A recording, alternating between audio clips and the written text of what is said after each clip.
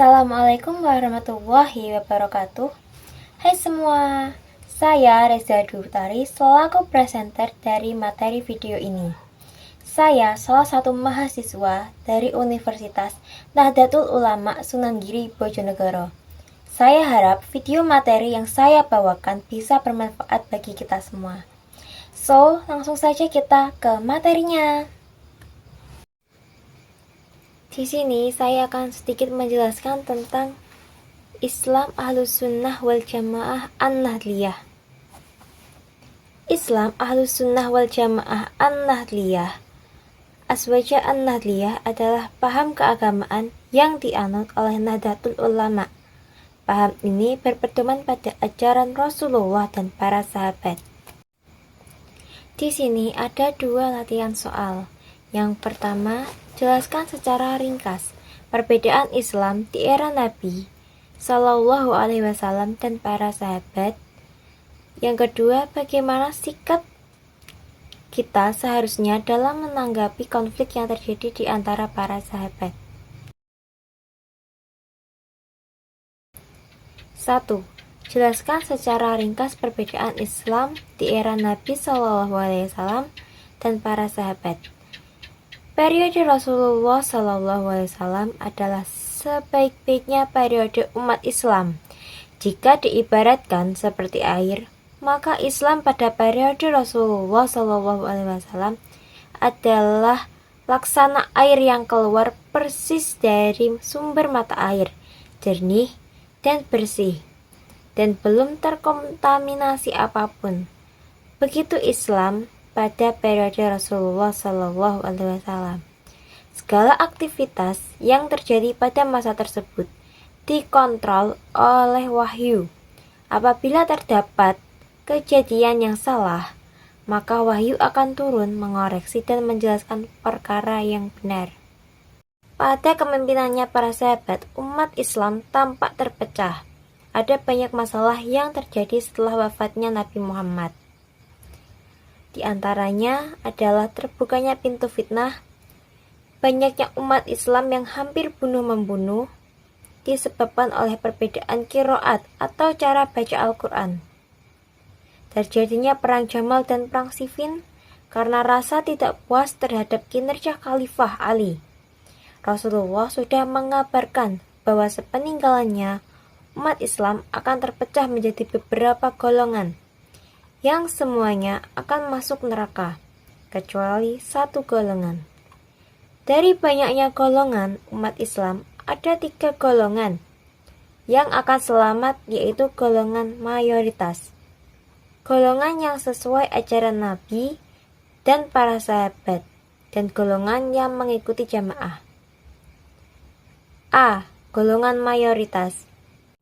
Dari Abu Umamah berkata, aku mendengar Rasulullah Shallallahu Alaihi Wasallam bersabda, Ibnu Israil terpecah menjadi 71 golongan, dan umatku akan melebihinya dengan 1 golongan. Semuanya masuk neraka kecuali golongan mayoritas. B. Golongan yang sesuai dengan ajaran Nabi Shallallahu Alaihi Wasallam dan para sahabat. Ciri-ciri ini berdasarkan sabda Rasulullah SAW dari Abdullah bin Amr radhiyallahu anhu yang diriwayatkan Imam Hakim di dalam Mustadraknya. Dari Abdullah bin Amr berkata, Rasulullah SAW bersabda, sesungguhnya datang pada umatku semisal apa yang dialami oleh Bani Israel. Bahkan seandainya di antara Bani Israel ada yang menikahi ibunya secara terang-terangan, maka umatku akan ada yang semisalnya. Sesungguhnya Bani Israel akan terpecah menjadi 71 golongan, dan umatku akan terpecah menjadi 73 golongan. Semuanya masuk neraka kecuali 1 golongan. Ditanyakan kepada beliau, golongan apakah yang satu itu? Rasulullah menjawab, golongan yang senantiasa berpegang pada ajaranku pada hari ini dan pada sahabatku. C. Golongan yang mengikuti jamaah. Ciri-ciri yang ketiga ini berdasarkan sabda Rasulullah SAW dari Auf bin Malik radhiyallahu anhu yang juga diriwayatkan oleh Imam Tabarani di dalam Mu'jamnya. Dari Auf bin Malik berkata, Rasulullah SAW bersabda, umat Yahudi akan terpecah menjadi 71 golongan dan umat Nasrani akan terpecah menjadi 72 golongan. Demi zat yang jiwaku berada dalam kekuasaannya, sungguh umatku akan terpecah menjadi 73 golongan, satu masuk surga dan 72 lainnya masuk neraka. Ditanyakan kepada beliau, wahai Rasulullah, siapakah golongan satu itu? Rasulullah menjawab, yang mengikuti jamaah. Di antara makna jamaah adalah mengikuti ijma ulama dan menjaga kebersamaan dan kolektivitas. 2. Bagaimana sikap kita seharusnya dalam menghadapi konflik yang terjadi di antara para sahabat? Sikap kita adalah sebagaimana yang dikatakan oleh Ibnu Ruslan, berkata pada subbaitnya, apa yang terjadi di kalangan sahabat kita? Tidak berkomentar, memihak, dan dari pahala iktijat maka kami menetapkannya. Generasi sahabat adalah generasi terbaik umat Islam. Apabila Rasulullah SAW adalah manusia terbaik, maka Allah pilihkan orang-orang terbaik untuk menjadi sahabat beliau. Rasulullah bersabda, sebaik-baik generasi adalah generasiku. Kemudian generasi selanjutnya, kemudian generasi setelahnya, kemudian generasi setelahnya. Di antara keistimewaan sahabat adalah mereka mengetahui tempat, waktu, situasi, dan kondisi turunnya ayat Al-Quran. Sehingga dalam memahami Al-Quran dan hadis, mereka lebih diunggulkan daripada orang-orang yang hidup di generasi setelah sahabat.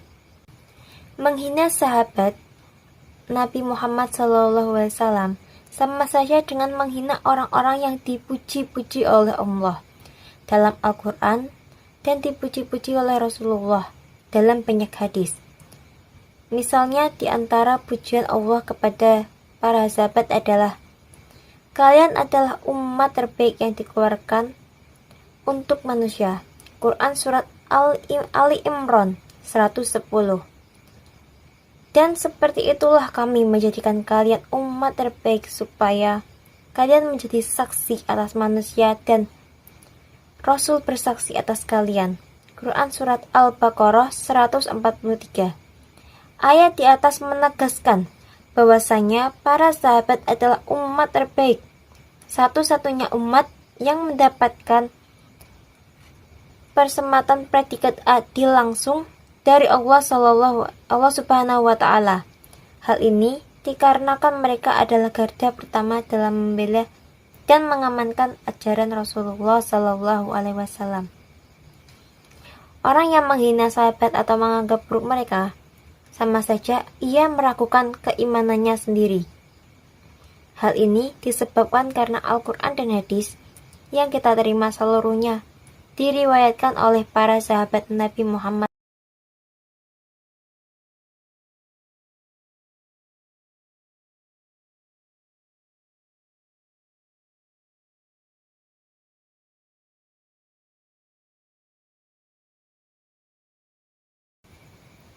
Sampai di sini materi kita hari ini. Saya harap materi yang saya bawakan bisa bermanfaat bagi kita semua. Wassalamualaikum warahmatullahi wabarakatuh.